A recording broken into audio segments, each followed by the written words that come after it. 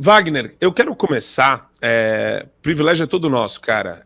Queria te parabenizar primeiro pelo seu canal, pelo conteúdo. E a gente fala muito aqui no nosso show da manhã e nos programas do Fio Diário sobre a importância da guerra cultural, a importância de você trabalhar vários temas de uma maneira leve, de uma maneira, às vezes, um pouco jocosa, às vezes bem contundente. E eu vi no seu canal que você trabalha vários temas relacionados à cultura. Queria saber de onde veio isso, né? Como que começou isso? Quando você começou? Se era essa percepção que você tinha de necessidade de trabalhar nesse campo cultural para defender algo que você achava que era certo, para defender os princípios que você considera que são verdadeiros e corretos. Como que foi esse começo? Olha, excelente pergunta. Para falar a verdade, eu acho que foi natural porque eu faço parte da Liga Nerdola, né? Inclusive muitos conhecem o Alba lá do Pânico, que também faz parte da Liga, né? A gente sempre teve um apreço pelo conteúdo da cultura pop. E é impossível você não perceber o que estão fazendo com tudo que permeia a cultura pop nos últimos tempos, porque, poxa, virou pura politicagem, né? Hoje mesmo encerrou essa nova temporada de The Boys, uma série sobre super-heróis, supostamente politicamente incorreta, né?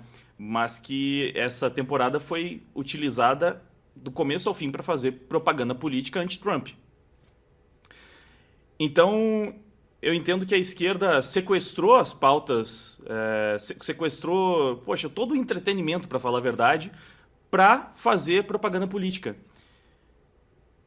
E ao mesmo tempo que isso me afeta enquanto consumidor de, poxa, séries, filmes, HQs e tudo, que hoje em dia é impossível você consumir sem se deparar com um monte de pauta esquerdista, isso também me afeta enquanto cidadão de direita, porque eu não gosto desse discurso, eu não concordo com esse discurso e ele é o tempo inteiro jogado na minha cara, contra a minha vontade. E eu percebo que eles estão fazendo isso não só comigo, mas com todas as pessoas, justamente porque eles percebem que dessa maneira eles conseguem manipular as massas, né?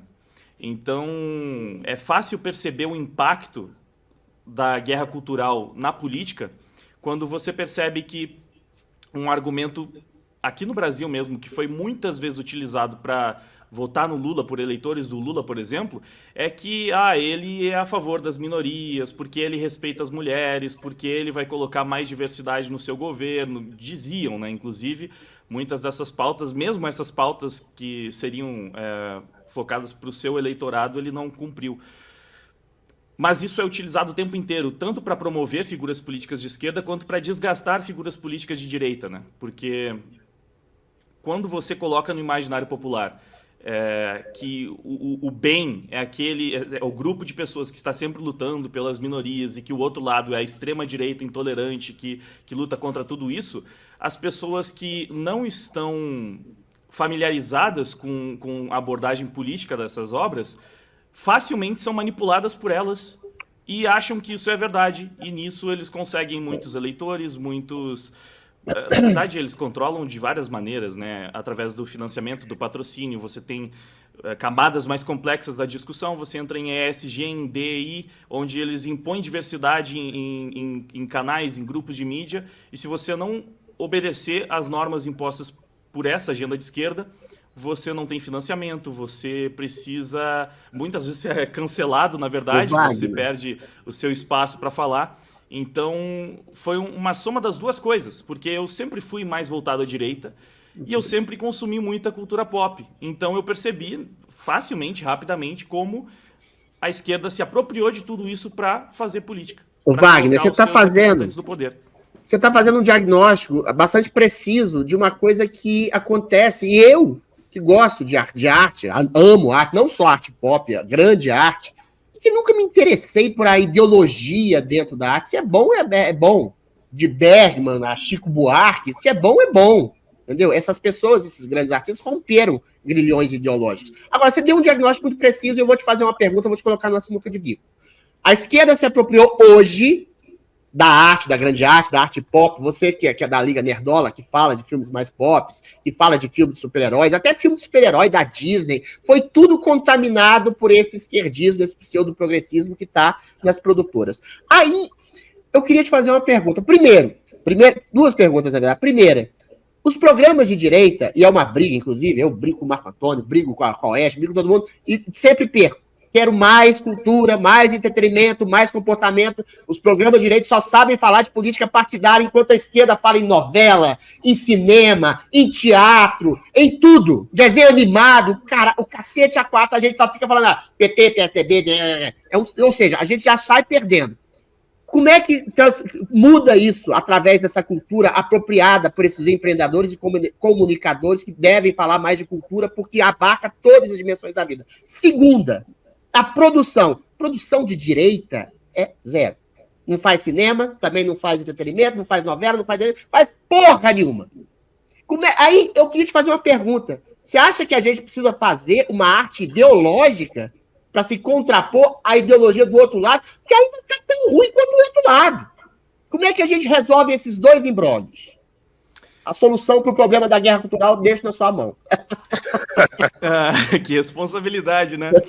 Olha, eu acho que existe alguma produção, né? Não diria que não tem nenhuma. Brasil Paralelo aqui no Brasil tem alguma produção. Tudo bem que é mais focada em documentários, mas vocês têm o Daily Wire nos Estados Unidos que está começando a produzir mais para o entretenimento também, por exemplo. Cara, eu acho que, na verdade, de certa maneira, você ter uma produção ideológica de direita como alternativa é interessante, sim. Não precisa todas as vezes passar necessariamente uma mensagem sobre livre mercado, por exemplo. Mas valores conservadores, eles existem nessas obras já há muito tempo. Então, um bom exemplo é o que o Daily Wire está fazendo com a Branca de Neve. Porque, talvez vocês saibam, a Disney está para lançar mais um live action de suas produções clássicas, de suas animações clássicas. Dessa vez é a Branca de Neve. E é pura pauta ideológica, identitária, porque a Branca de Neve não é mais branca. Eles chegaram nesse ponto. Então, os 7 anões não são mais anões. Ela não é mais... ela não é mais uma princesa que vai ser salva pelo príncipe encantado.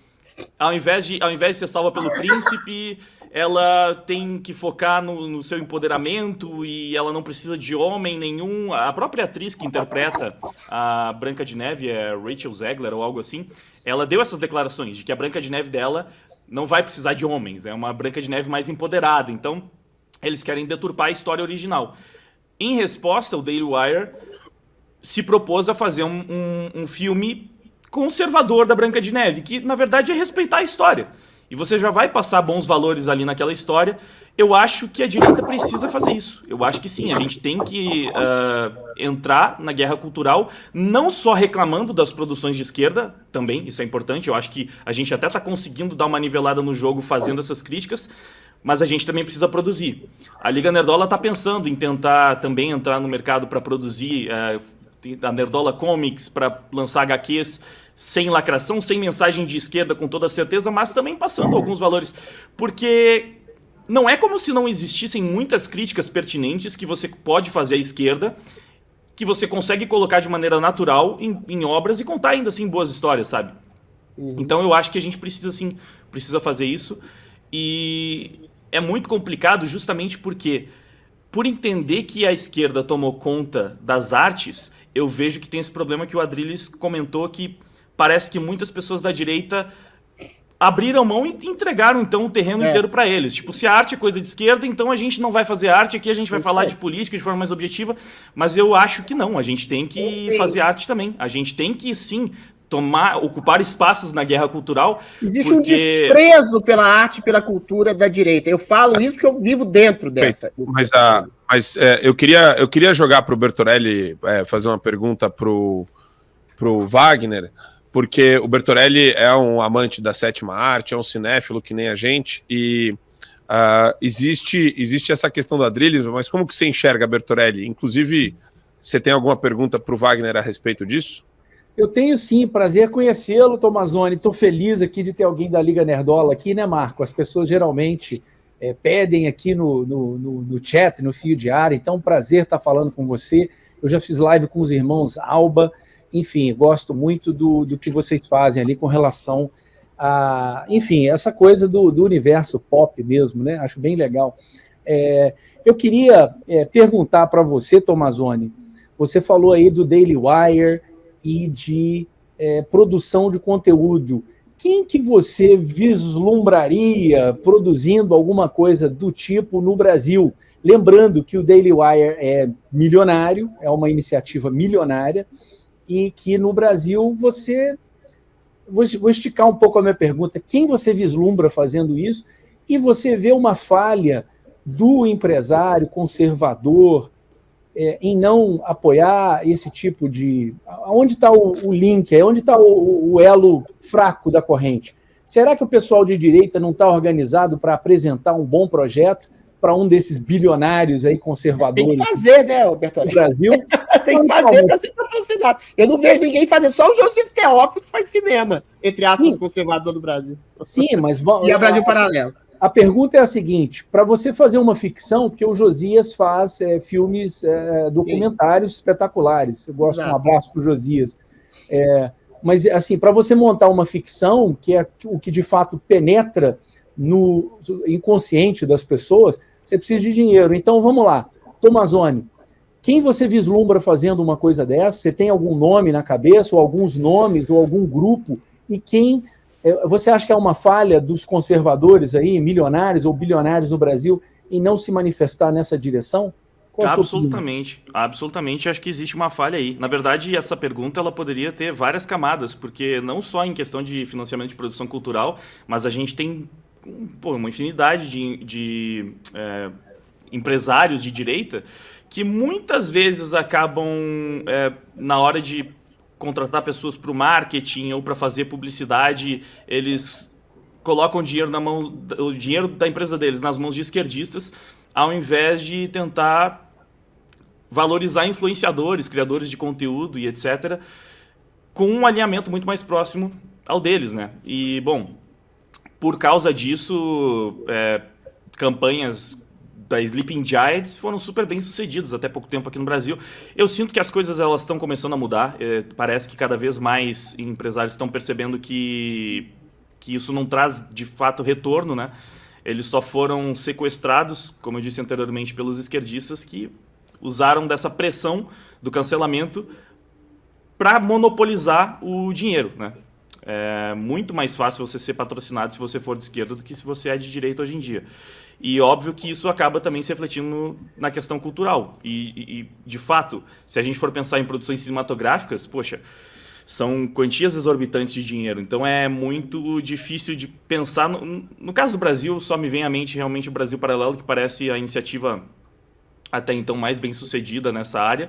Eles produzem muitos documentários.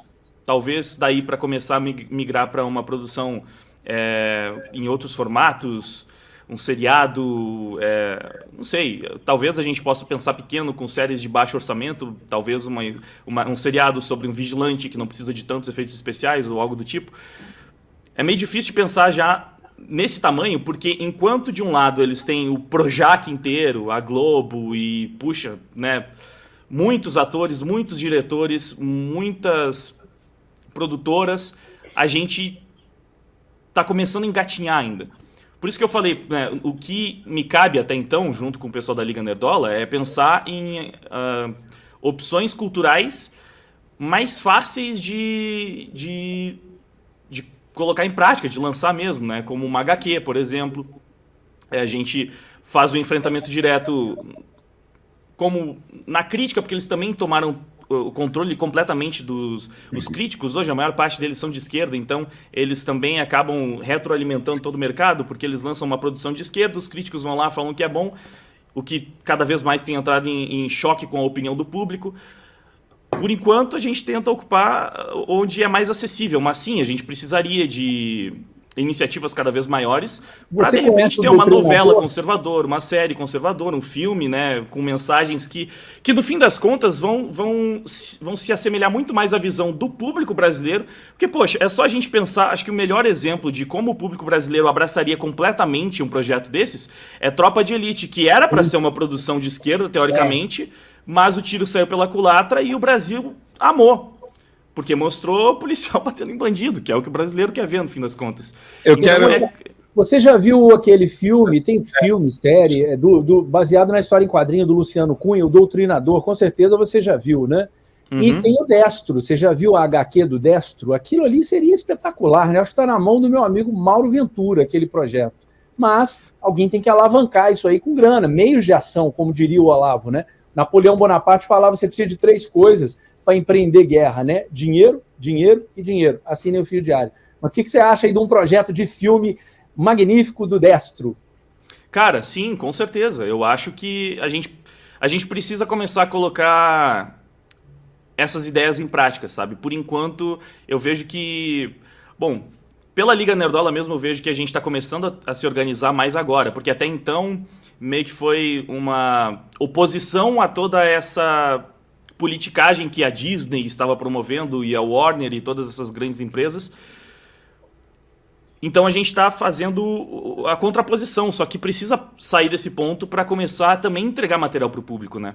Para ter algo que a gente possa consumir, porque tem aquela frase famosa que fala que política é rio abaixo a cultura, né? Então a cultura começa. E o meio cultural ele é completamente controlado pelo entretenimento. Imagina, quando você liga Tudo bem que a televisão hoje em dia já não tem o mesmo poder de antes, mas você coloca em qualquer emissora de TV praticamente a propaganda do Burger King tá mostrando lá um monte de pautas de diversidade. Aí a novela tá falando... Ainda tem essa publicidade também é dominada, é impressionante. É um massacre, é tudo. né? É tudo, então... Não é guerra cultural, é massacre cultural. Massacre. Então, Júlia, você tem alguma pergunta para o Wagner antes da gente ir para a próxima pauta? Tenho. Bom, primeiro, Wagner, parabéns pelo entusiasmo em trabalhar nessa pauta. E quando você começou a se apresentar, você disse que você, desde o princípio, já teve ali uma linha mais de direita. E aí eu queria saber, você tem quantos anos hoje? Hoje, 32. 32. Quando você começou a falar, né, entrar nesse universo dos nerds, você já era mais de direita, certo? Sim, acho que eu não tive aquela minha fase muito...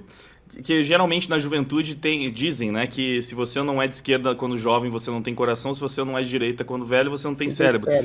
Eu talvez não tenha muito coração, então, porque eu não cheguei a ter essa fase de esquerdista na adolescência. A minha pergunta para você é, a que você atribui isso? Porque se a tendência é ter, né, essa linha mais esquerda, por que você acha que você passou ileso?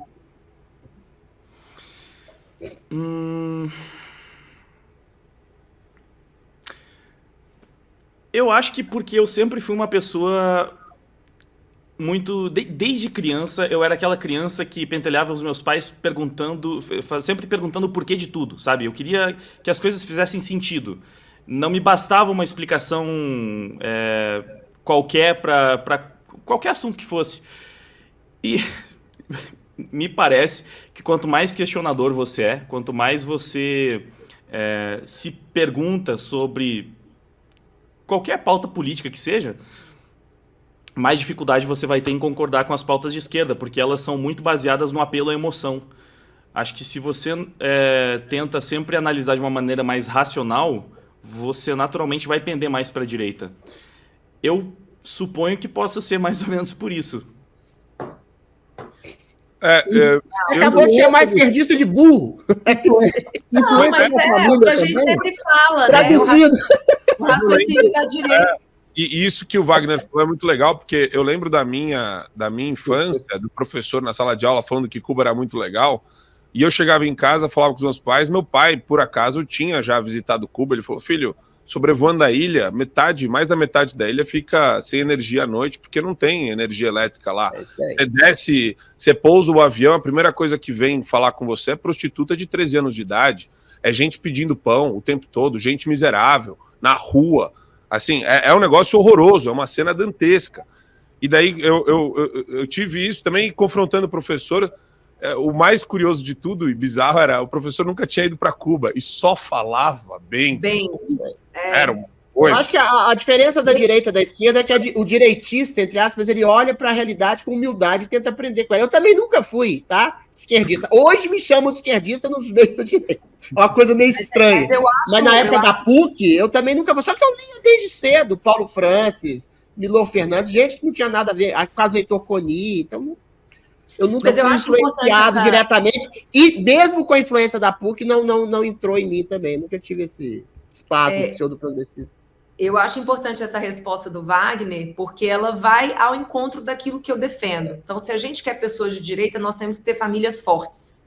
A criança que tem um pai e a mãe, ou o núcleo familiar dela, que conversa, que dialoga, que trata a criança com respeito, com racionalidade, dificilmente essa criança vai para a linha da esquerda. Eu falo isso porque eu tenho uma filha jovem e ela é de direita, né? É um ponto fora da curva no ciclo dela, mas é decorrência disso, do diálogo, da conversa, do esclarecimento.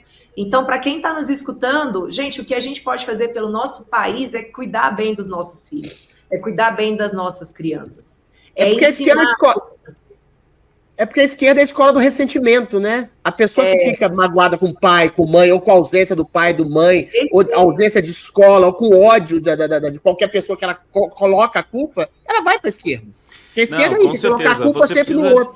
Precisa de excelentes exemplos em casa. Porque, assim, a minha família ela não era tão politizada, não se falava tanto de política em casa, como até pouco tempo atrás, boa parte das famílias do Brasil, né? Isso. Mas a minha mãe sempre foi muito amorosa e o meu pai, ele me dava o exemplo prático, porque ele sempre foi um cara super trabalhador, assim, ele veio de um lugar onde ele não tinha nada mesmo e ele construiu tudo, então eu sempre vi que era possível, eu tinha bons exemplos em casa para seguir, sabe?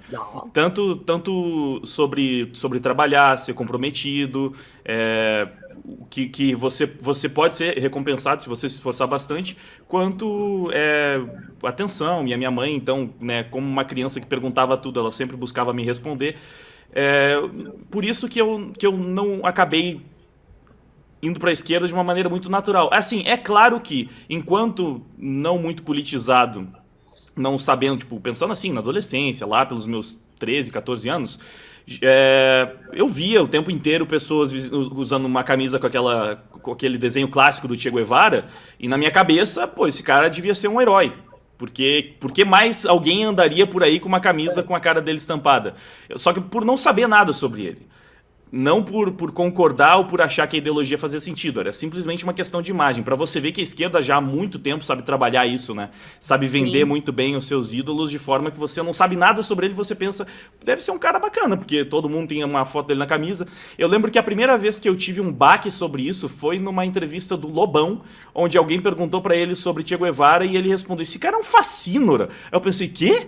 O cara da camisa, que todo mundo, tipo assim, pequenininho mesmo, vendo uma das entrevistas dele. E eu pensei, caramba, que coisa estranha, que história é essa, sabe? E aí, por curiosidade, por sempre querer entender como é que as coisas funcionavam, fui naturalmente, cada vez ficando mais de direita, na verdade. Sim.